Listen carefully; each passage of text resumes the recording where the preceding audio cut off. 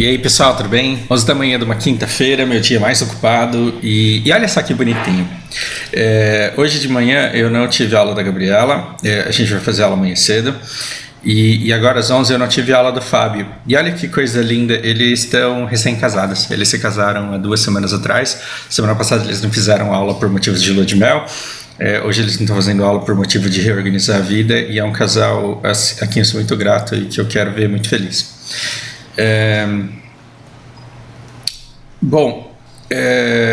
Coisas que eu marquei para falar no vídeo de hoje, e eu vou juntar todos os vídeos que eu estou devendo e que eu não estou conseguindo energia para fazer, e vou fazer todos eles num só. Quer dizer, mentira.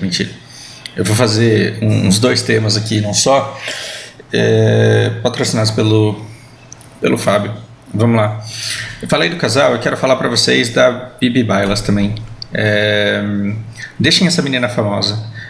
A Bibi é a pessoa que eu gostaria de ser se eu tivesse a bagagem que ela tem. Ela tem o canal Física e Afins, ela combate pseudociência, e ela fez esse vídeo aqui que eu achei muito bacana, que é constelação felinear, que é a pseudociência arrancando dinheiro de donos de gatos. E assim, quando você é desacreditado pela ciência, você está num momento muito sensível da sua vida, e aí o que acontece é que nesse momento sensível que a ciência diz para você que o seu bichinho não tem mais salvação, aparece alguém querendo te vender uma cura milagrosa que envolve superpoderes, envolve conversar com o gato.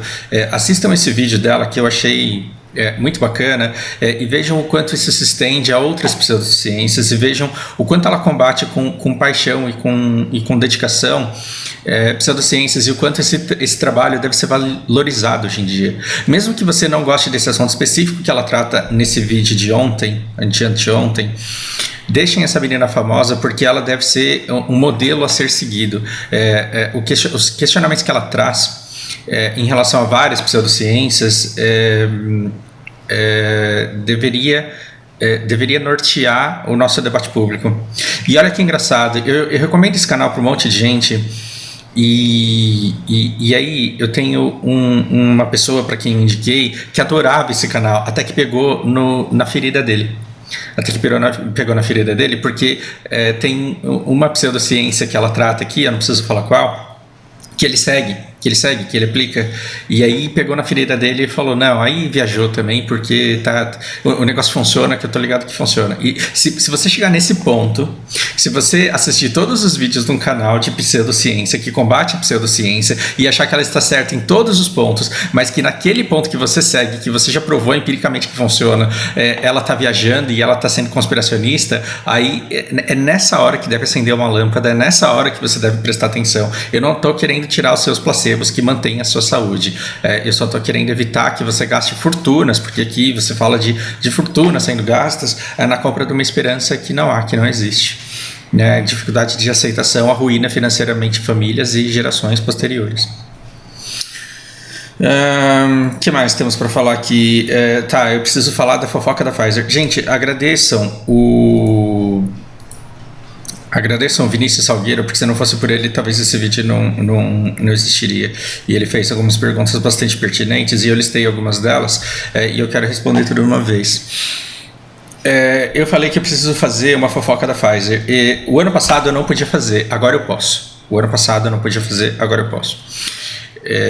Veja, eu vou passar para vocês a boca pequena. Deixa eu puxar essa tela aqui, né? Vou fazer umas balenas.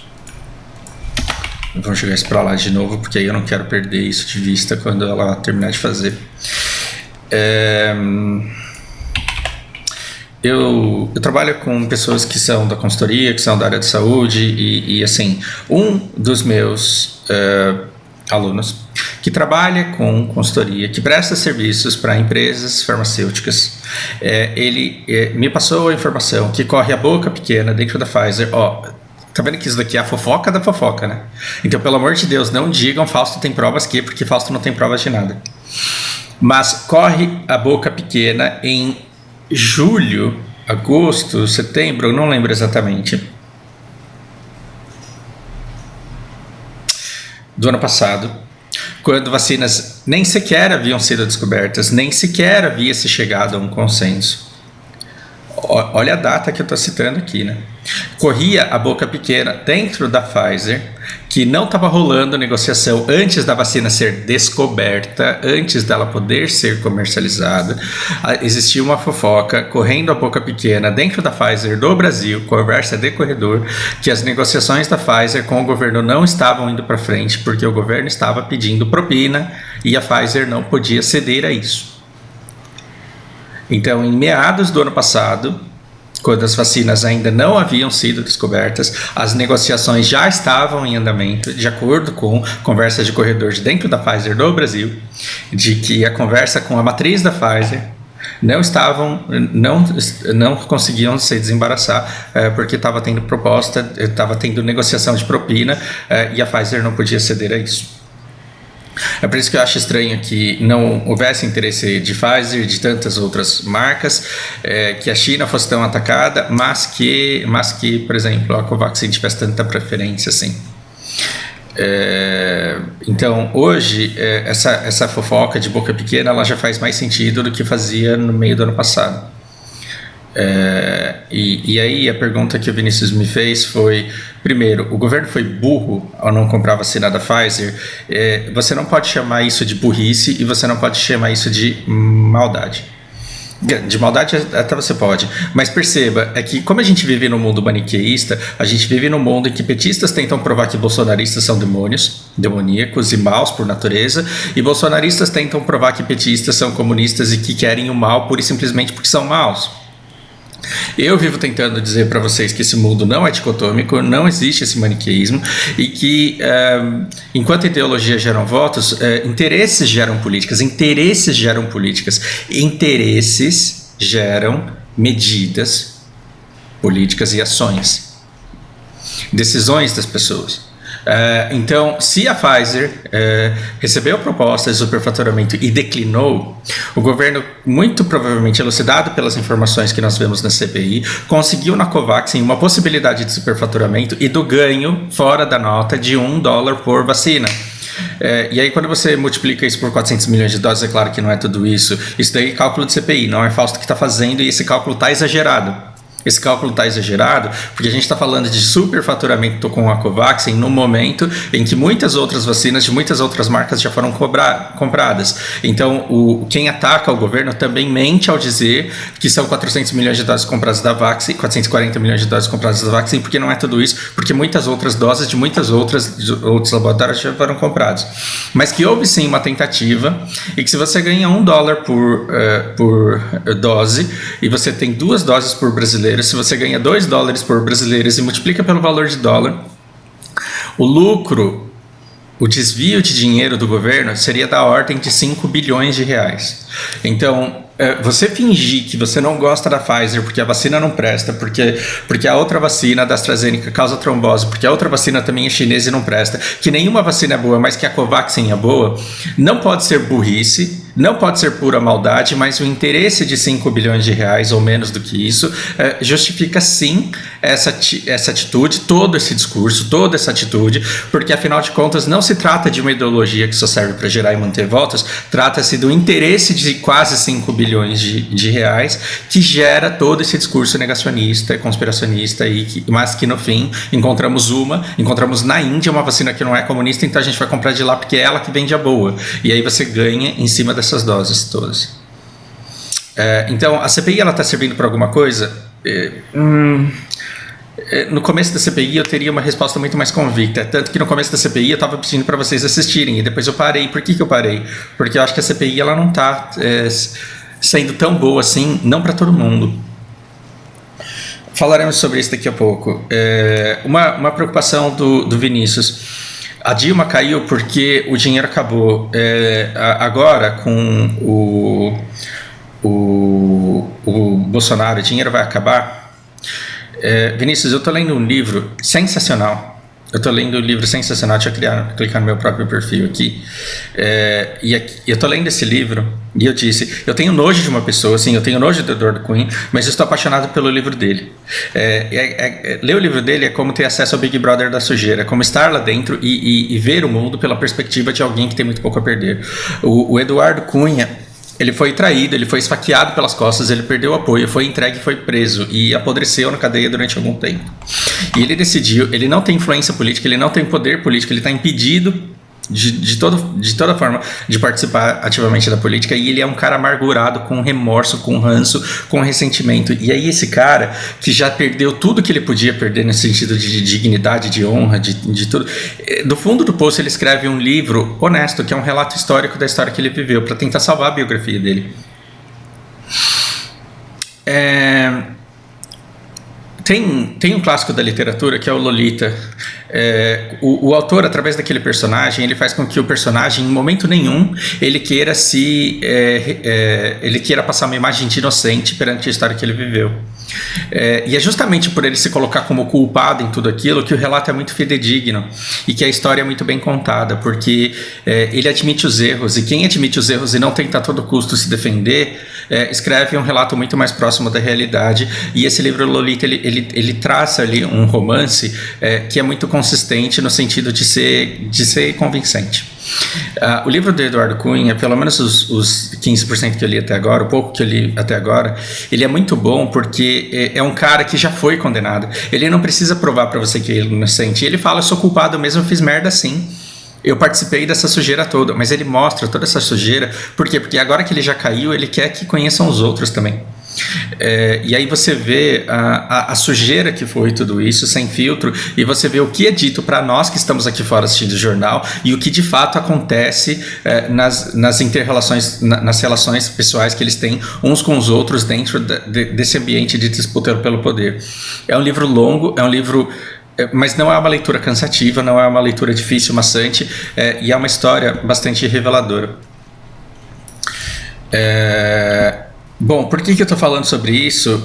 Se o papo, na verdade, aqui era sobre se o dinheiro ia acabar ou não. Calma aí. Vou pegar 2.000 desse daqui, vamos pegar 4 desse daqui, vou pegar 4 desse daqui, e vamos pegar 2 desse daqui. E não temos croquete para fazer tudo isso, mas vamos tentando.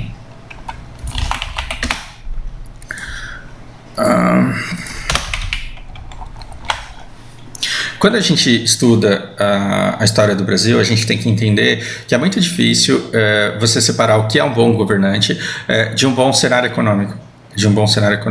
E quando você tem um bom cenário econômico, não importa que escândalo você tenha, a popularidade dos políticos ainda continua. Uma prova disso é que o escândalo do Mensalão e do Petrolão, eles aconteceram numa época que a nossa economia estava bombando, e as pessoas viam toda aquela corrupção e elas não tinham pressa de tirar o Lula do poder. Por quê? Porque apesar de corrupto, as coisas elas estavam melhorando. Só que o que a gente teve nessa época foi um boom de commodities. Gente, quem ganha dinheiro no Brasil não é a Oi, não é a TIM, não é a Claro que fica te ligando para vender produto.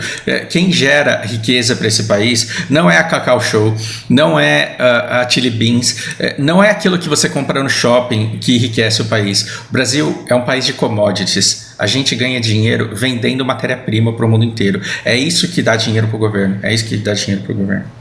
Na época do Lula, quando o Lula entrou, a gente estava vendo um boom de commodities. Então, quando você vê o preço do cobre, que quando foi que o preço ele subiu exponencialmente. Imagina, eu estou fazendo essas refeições de balenos. E elas são vendidas a 21k. Na entrega imperial é 47k.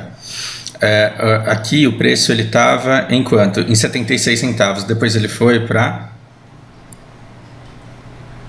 quase 4 dólares. De 76 centavos vamos pegar 3,83. Vamos pegar 3,83 e dividir por 76 centavos. Não. É o contrário. É 76 centavos dividido por 3,83. Se você pegar 76 centavos vezes 5, você vai chegar a esse fator. Você vai chegar a esse fator de 3,73. Ou seja, o preço multiplicou em 5 vezes. A refeição de balenos, que custa 21k, eu vendo no NPC da entrega imperial por 47. Imagina que hoje eu vendo por 47k uma refeição e amanhã eu vendo por 5 vezes mais. Imagina se eu vou fazer entrega imperial e o NPC da entrega imperial começa a me pagar 235k em uma refeição dessa.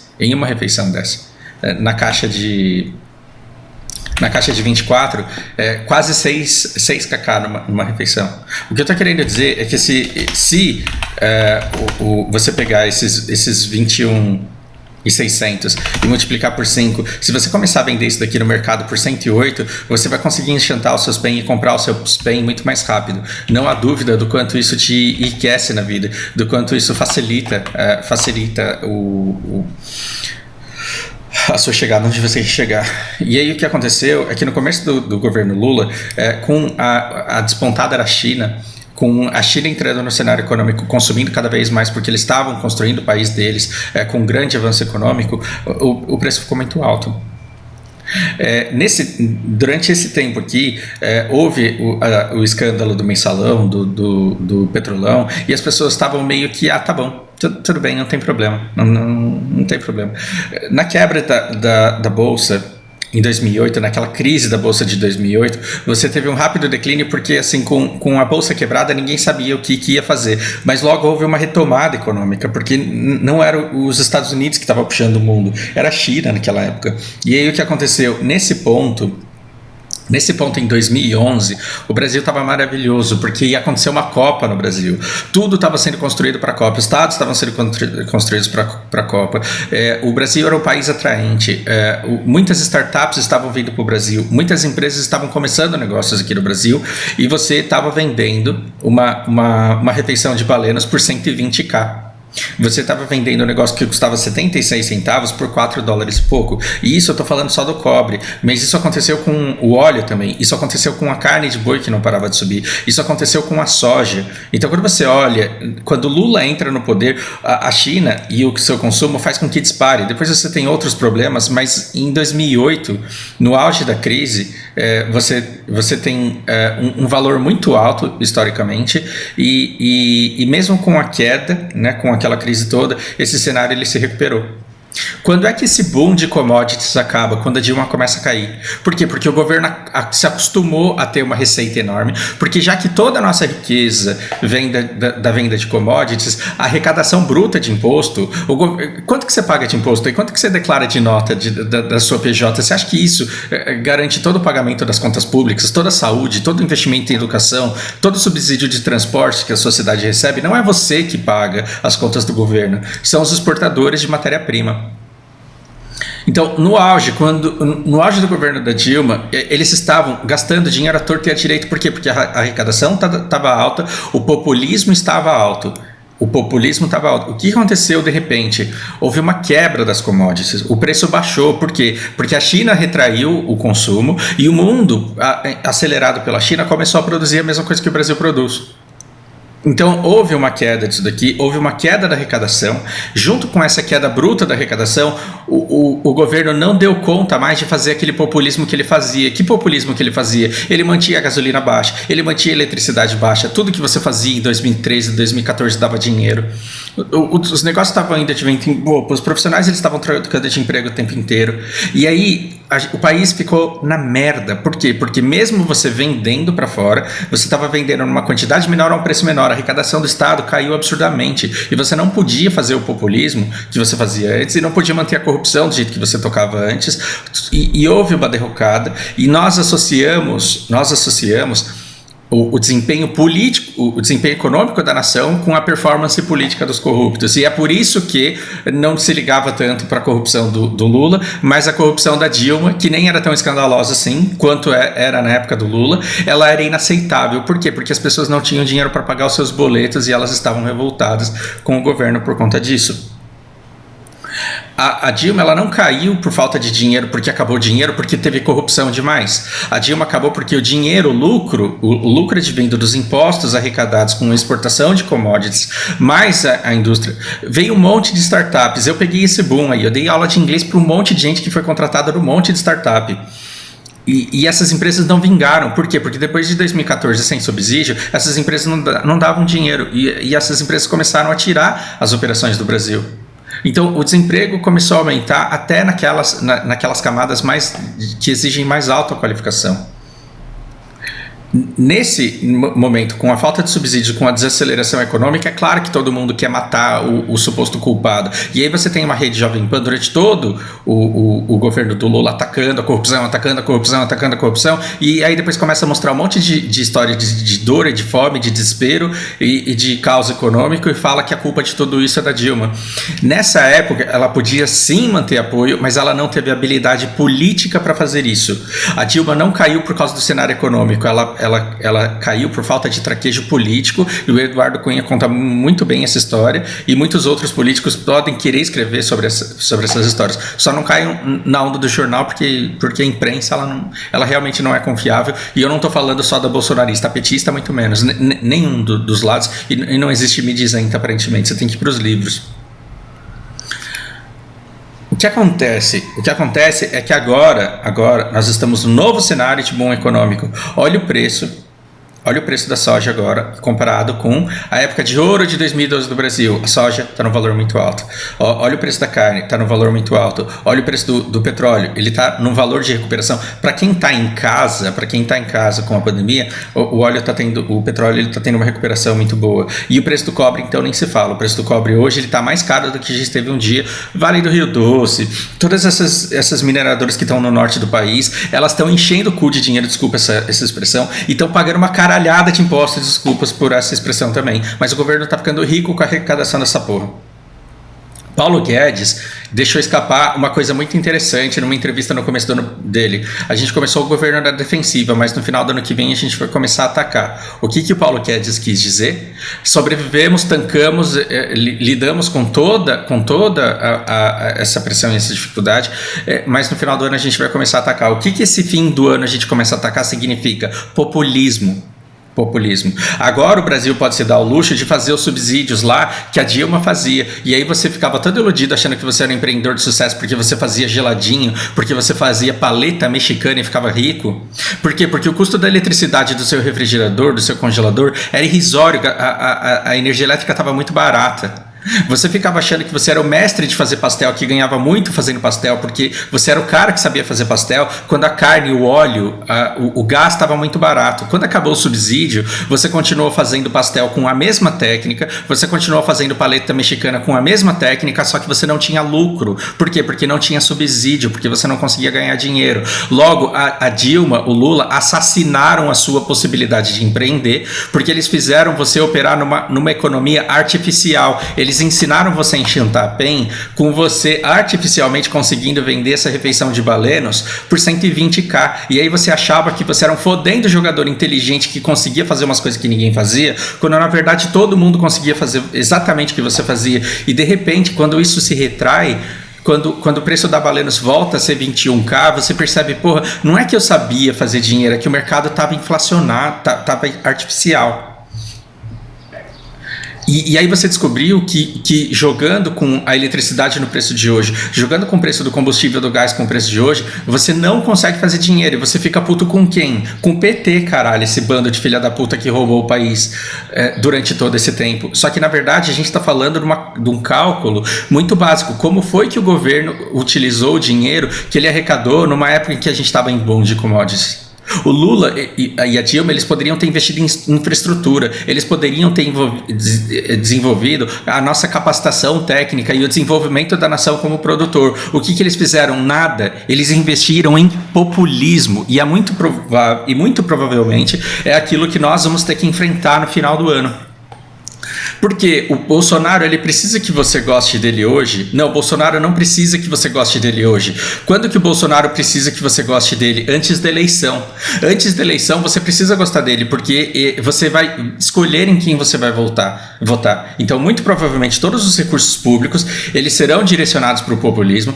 E essa bolsa, esse auxílio emergencial minguante de fome de agora, talvez no final do ano ele seja maior. E aí ele vai capitalizar em cima das vacinas que estão sendo distribuídas, porque a gente está de fato se vacinando. Ele vai capitalizar em cima do populismo que será feito para ver se você vota nele ou não. Então, fique tranquilo, porque o dinheiro não vai acabar. O dinheiro que está acabando dentro das famílias. Por quê? Porque a nossa distribuição é porca. No começo da pandemia eu fiz um vídeo dizendo: o governo tem que te dar dinheiro. Em situações de pandemia não é errado, não é comunista dizer eu quero dinheiro para ficar em casa. Não é comunista, não é preguiçoso, não é vagabundo pedir dinheiro para ficar em casa num contexto pandêmico. E o governo tinha dinheiro sim para fazer isso e não fez. E muito provavelmente agora no final do ano ele faça, e talvez caiam preços de algumas coisas, melhore a qualidade de vida de certo modo, só que isso tem como interesse único e exclusivamente de propiciar uma boa campanha eleitoral para a próxima eleição. E tudo que acontece no nosso país é basicamente isso. São 200, 300 famílias de super ricos. Há exemplo do Wizard lá que ficou quieto na CPI. Eu respeitosamente me reservo o direito de ficar em silêncio. É esse cara aí, é 200 desse cara aí que a gente tem, com poder tão grande sobre o governo, que eles compram os parlamentares e compram o governo e decide que lei que vai ser votada e subsídio de que tipo vai ser dado para que pessoas. Entende?